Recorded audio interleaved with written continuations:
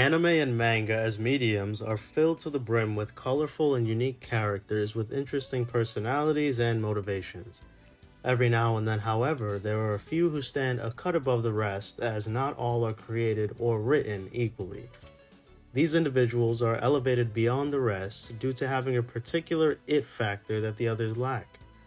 Perhaps it's their charisma, their strength, their conviction, or some combination of those aforementioned traits. Either way, these special characters are crafted in a way that absolutely enrapture us as readers and viewers. The most intricate of them are also quite popular within the universes that they inhabit. One of those creations will be the topic of today's video, the legendary and iconic Char Aznable of Mobile Suit Gundam. Introduced in the 1979 anime Mobile Suit Gundam, Char had already cemented his status as one of the medium's greatest villains through his subterfuge, intelligence, and drive for revenge against the Zabi family.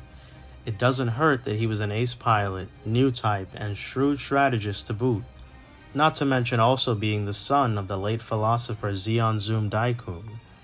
Zeon's famous Red Comet had already had many great things going for him as far as skills and abilities, but his best skill is arguably his gift as an orator in addition to his immense charisma. Char has the unique ability to sway large amounts of people with his words. Whenever he speaks, people listen. His words have a certain effect on people. They inspire, invoke emotion. Now, what he has used his gift of oration for is something for perhaps another time, but what we will mainly be looking at is how and why he is such a great speaker. It is both important and fascinating to delve into Char's charisma and speaking abilities because, as our own history has shown, many of those who have left impacts on history, for better or worse, were also often very charismatic and skilled speakers. Char Aznable was a preeminent orator and a charismatic figure in the Universal Century, and now we will see. During the historic One-Year War, Char proved himself to be an exceptional pilot and officer, accomplishing many great feats. Although his most charismatic moments will be later in his career, there are a few moments when this trait shows itself. One such example would be how he uses his charisma to influence and essentially manipulate the young Lala Soon. Despite her being a teenager and much too young to be a soldier, Char takes her under his wing with hopes to utilize her great new type abilities. Although he did grow to love her, he ultimately had the intent of using her.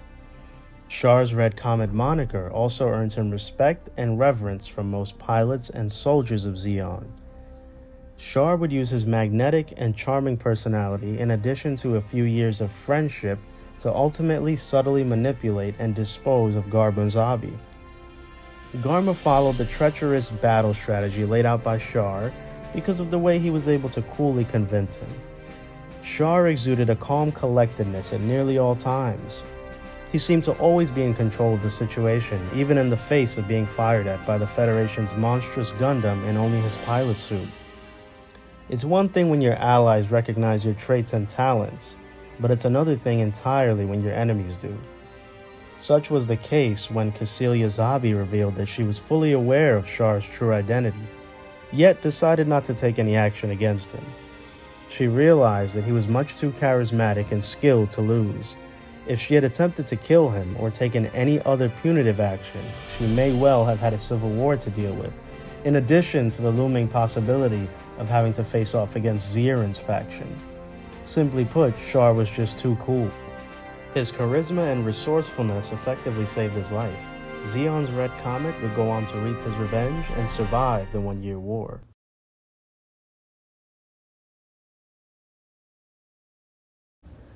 After the One-Year War, Char became involved with the Anti-Earth Union Group, the AUG, taking on the alias of Quattro Bagina in order to oppose the cruel and oppressive Titans force of the Earth Federation.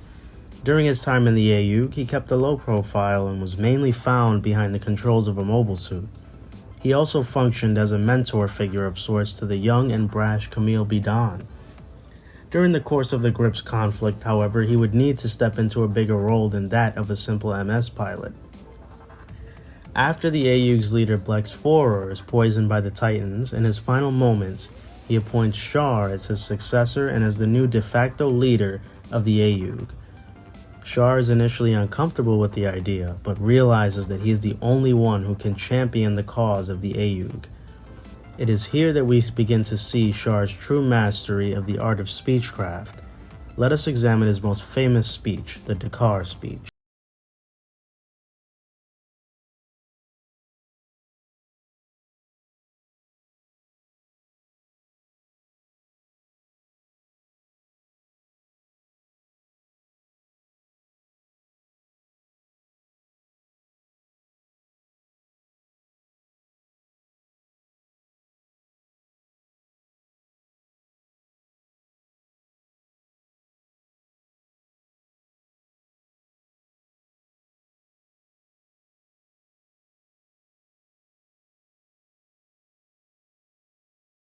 The best orators are those who utilize the three tenets of speeches. These are as follows: ethos, which entails establishing your authority to speak on the subject; logos, which is the logic behind your point; and pathos, which is your attempt to sway the audience emotionally.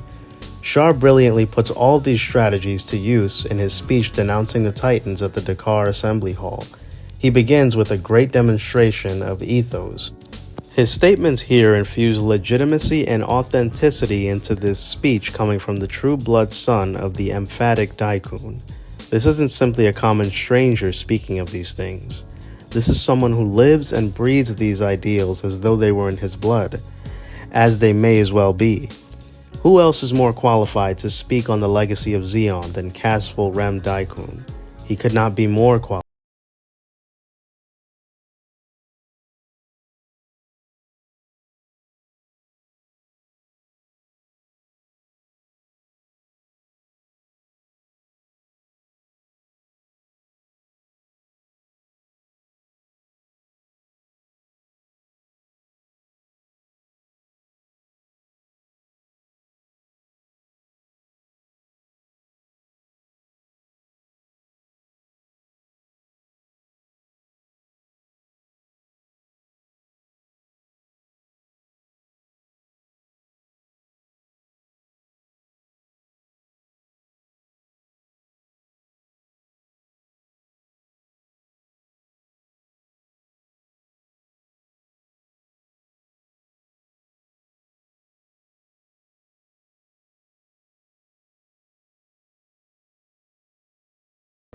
In these passages, Char displays use of the logos tenet, the use of logic in one's cause.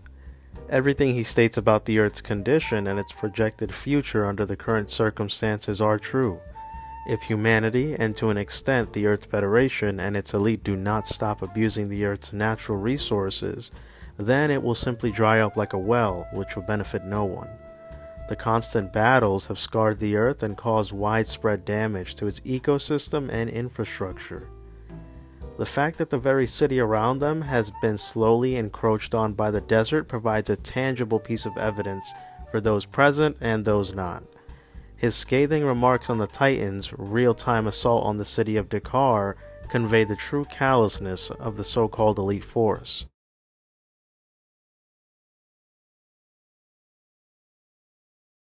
Why won't people understand?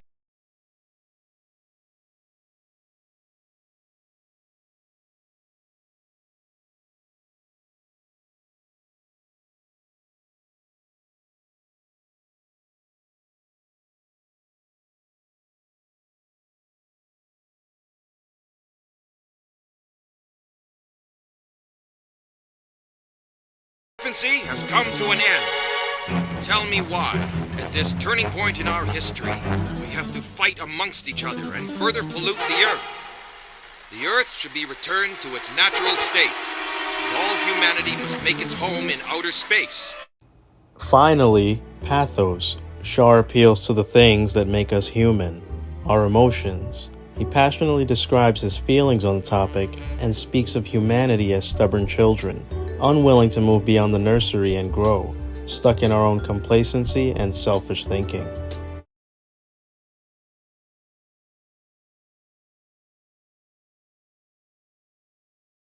The next time we see Char is in UC 0093 as the new supreme leader of a newborn Neo-Zeon movement. Shortly after a military operation, he gives a rousing speech to both Neo-Zeon and the Earth Sphere. This colony, Sweetwater, was built by patching together a closed type to an open type, and is therefore very unstable. It was made hastily in order to accommodate those refugees who had survived the past space wars. This was the only measure taken by the Earth Federation government. They concluded that everything was fine as long as they had made a container to stick the refugees in. They remained on Earth and refused to share the planet. My father, Zeon Daikun, had made a request to Earth for autonomy for all space immigrants known as Spacenoids. But he was assassinated by the Zabi family. The Zabis had called themselves the Principality of Zeon, and had launched a war of independence against Earth. You know how it was to end, with the Zabis losing the war, which sealed their fate. But the Earth's government had grown arrogant. The Federation forces had become corrupt from within, giving birth to rogue Federation movements like the Titans, and resulting in the brazen activities of Haman, who had falsely claimed to be a protector of the Zabi family. This history has made us all refugees. What is our future? Reflecting on this tragic history, I firmly believe mankind must do everything to prevent war from rising up again. This is the true purpose behind our operation to drop Axis onto Earth, to change history. Hence, we will discipline the people who continue to live on Earth, and eliminate the source of any wars in Earth's sphere! Captain, we are the savior of Sweetwater! Everyone, so that we may forge our own path, and establish a government for the refugees, I ask you, lend me your great strength for just a little longer. When we've succeeded, I will then be able to join my father, Zeon.